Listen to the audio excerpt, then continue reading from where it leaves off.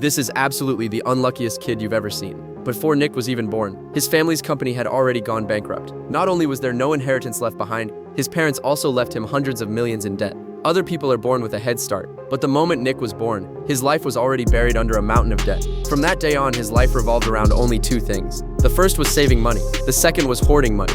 To pay off the debt as quickly as possible, Nick turned being cheap into part of his DNA. If he didn't have to spend money, he absolutely wouldn't. Even when he had to pay, he'd still try to get out of it. Other guys took their girlfriends into the theater to watch movies, but Nick would stand outside the theater with his date and watch the trailers playing on repeat for free. That was Nick's life, poor, cheap, and miserable, yet somehow painfully real.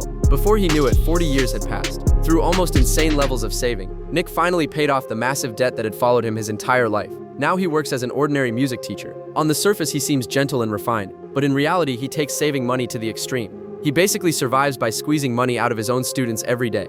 Mais c'est pour mon goûter. Oh, qui est-ce qui les prend les cours de violon? Moi. Ben voilà. Donne.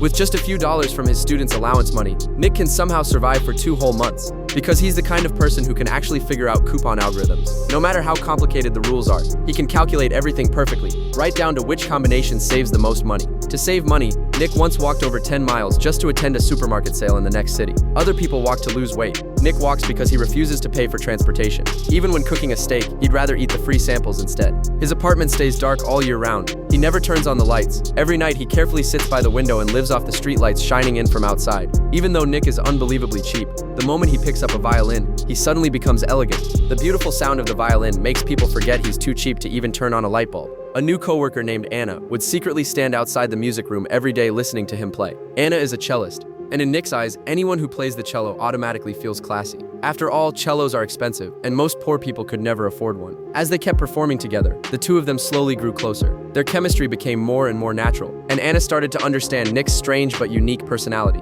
Nick completely fell for her, but he never dared to confess his feelings, because he knew very well that dating meant spending money. Just thinking about it made his heart ache, but in the end, love defeated his cheapness. For the first time in his life, Nick decided to seriously date someone, so he immediately started planning the lowest cost date possible. He specifically went to the parent of one of his students who owned a breakfast shop, and used the excuse of helping the kid improve in school to score himself a completely free dinner. That's Nick. His entire life runs on freebies and sponsorships.